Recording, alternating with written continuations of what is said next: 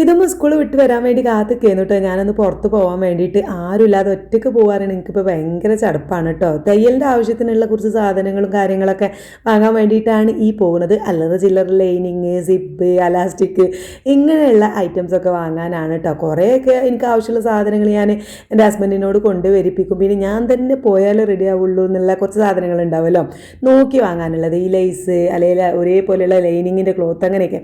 അപ്പം അതിന് വേണ്ടിയിട്ടാണ് ഈ പോകുന്നത്. നമ്മുടെ സ്റ്റിച്ചിങ് ചാനലിൻ്റെ പേര് ഒരുപാട് പേര് എന്നോട് കമൻ്റായിട്ട് ചോദിച്ചിട്ടുണ്ടായിരുന്നു കേട്ടോ. എൻ്റെ പേര് തന്നെയാണ് ആ ഒരു ചാനലിൽ ഞാൻ കൊടുത്തിട്ടുള്ളത്, ശ്രുതി സലാം എന്നാണ്. അപ്പം അതൊന്ന് സെർച്ച് ചെയ്താൽ കിട്ടും. അങ്ങനെ ഇതാ ഞങ്ങളൊരു 6 മണി ആവാനായിട്ടുണ്ട് ഇറങ്ങിയപ്പോൾ കേട്ടോ. നല്ല ലേറ്റ് ആയിട്ടുണ്ട്. ഇപ്പോൾ ബാങ്ക് വേഗം കൊടുക്കുന്നതുകൊണ്ട് വേഗം രാത്രി ആവൂലേ. അപ്പോൾ ഞങ്ങൾ നേരെ പോയത് ഇതാ പട്ടൺ ഹൗസ്ക്കാണ്. അവിടുന്ന് ലൈനിങ് തുണിയാണ് ഇപ്പോൾ കട്ട് ചെയ്ത് വാങ്ങുന്നത്. നല്ല നല്ല റണ്ണിങ് ക്ലോത്തും നൈറ്റി ക്ലോത്തും കോട്ടൻ്റെ ക്ലോത്തൊക്കെ ഉണ്ട് കേട്ടോ. ആ ഭാഗത്തേക്കൊന്നും ഞാൻ നോക്കിയിട്ടേ ഇല്ല. കാരണം ഇപ്പം എൻ്റെ അടുത്ത് വാങ്ങി വെച്ച ക്ലോത്തുകളൊക്കെ തയ്ച്ചിട്ടേ ഇനി ഞാൻ പുതിയ ക്ലോത്തുകൾ വാങ്ങുള്ളൂ എന്ന് ഞാൻ തീരുമാനിച്ചതാണ് കേട്ടോ. എനിക്കാണെങ്കിൽ അങ്ങനെ ഈ ഒരു പ്രിൻ്റ് ക്ലോത്തൊക്കെ കാണുമ്പോൾ ഇങ്ങനെ കൈ ഇങ്ങനെ അറിയാതെ പോകും. അങ്ങനെ ഒരു പ്രശ്നം എനിക്കുണ്ട് കേട്ടോ. അങ്ങനെ ലൈനിങ് ക്ലോത്ത് മാത്രം ഞാൻ കട്ട് ചെയ്ത് വാങ്ങിയിട്ട് നേരെ ലേസുകളൊക്കെ കട്ട് ചെയ്ത് വാങ്ങുകയാണ്. ഈ ഒരു ക്ലോത്ത് ഉണ്ടാവും മെറൂണ്, ആ ഒരു കളറിന് മാച്ച് ചെയ്തിട്ടുള്ള ലേസാണ് ഞാൻ വാങ്ങിയിട്ടുള്ളത്. പിന്നെ കുറച്ച് എംബ്രോയിഡറി ഒക്കെ ചെയ്യുന്ന നൂലില്ലേ, അത് വാങ്ങിയിട്ട് അതിപ്പോൾ എന്തിനാണ് വാങ്ങിയതെന്ന് പോലും എനിക്കറിയില്ല. കാരണം ഞാനിപ്പോൾ അങ്ങനെ എംബ്രോയിഡറി വർക്കും ചെയ്യാറില്ല. പക്ഷേ എനിക്കത് കാണുമ്പോൾ അങ്ങനെ വാങ്ങാൻ തോന്നും. ഞാൻ കുറച്ച് പഠിക്കാനൊക്കെ പോയിട്ടുണ്ടായിരുന്നു എംബ്രോയിഡറിൻ്റെ ചെയ്യണത്. അപ്പോൾ അത് വെച്ചിട്ട് ബേസിക് കാര്യങ്ങളൊക്കെ അങ്ങനെ പഠിച്ചിട്ടുണ്ടായിരുന്നു. ഇപ്പോൾ യൂട്യൂബിലൊക്കെ വീഡിയോ നോക്കിയിട്ട് ചെറുതായിട്ടൊക്കെ ഒന്ന് ചെയ്ത് നോക്കാം എന്ന് വിചാരിച്ചിട്ടാണ് ഇപ്പോൾ ഞാനത് വാങ്ങിയത് കേട്ടോ. പിന്നെ ഇതൊക്കെ വാങ്ങി നേരെ കുറച്ച് നട്ട്സും കാര്യങ്ങളൊക്കെ വാങ്ങാമെന്ന് കരുതി ഒരു ബേക്കറിയിലെത്തി. ഇനിയിപ്പോൾ നാളെ നീനും വരും.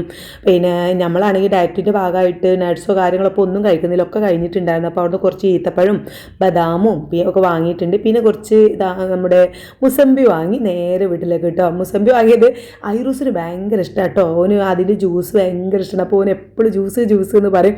അപ്പോൾ അതിങ്ങനെ ജ്യൂസ് അടിച്ച് കൊടുത്താൽ നല്ല രീതിയിൽ കുടിക്കും. പിന്നെ നീനും നാളെ വരുന്നുണ്ട്. അങ്ങനെയൊക്കെ വിചാരിച്ചു കുറച്ച് മുസമ്പിയും വാങ്ങി അങ്ങനെ ഇതാ വീട്ടിലെത്തി. ഇതും ഇതാ എത്തിയ പാടനോള് മെൻഡോസും ലേസും കാര്യങ്ങളൊക്കെ എടുത്ത് ഓള് പോയിട്ട് ഓക്കുന്ന ട്യൂഷൻ ഇല്ല, ഇന്ന് വീട്ടിലിരുന്ന് പഠിക്കുകയാണ്. അപ്പോൾ നമ്മൾ ഇതാ ഈ ബദാം, പിന്നെ 2 വീതം ഈത്തപ്പഴം, പിന്നെ കുറച്ച് അണ്ടിപ്പരിപ്പ് വാങ്ങിയിട്ടുണ്ട്. പോരാത്തതിന് ഇതാ ഈ ഒരു ചിപ്സും വാങ്ങിയിട്ടുണ്ട്. ഇതിപ്പോൾ എന്തിനാണ് വാങ്ങിയതെന്ന് എനിക്കറിയില്ല കേട്ടോ. നമ്മൾ ഡയറ്റ് അല്ലേ, കുറച്ചൊക്കെ തിന്നാൽ.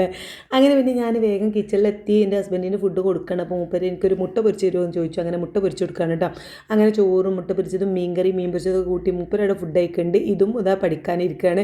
ഓൾ അവിടെ ഇരുന്ന് എന്തൊക്കെയോ വായിക്കുന്നുണ്ട്. എക്സാമൊക്കെ ഇങ്ങനെ അടുത്ത് വരുന്നുണ്ട്, ക്രിസ്മസിൻ്റെ എക്സാം. അങ്ങനെ പിന്നെ ഞാൻ വേഗം അതാ നമ്മുടെ കിച്ചണത്തെ പണികളൊക്കെ തീർക്കുകയാണ്. കുറച്ച് അരി മാവ് അരച്ച് വെക്കാനുണ്ടായിരുന്നു.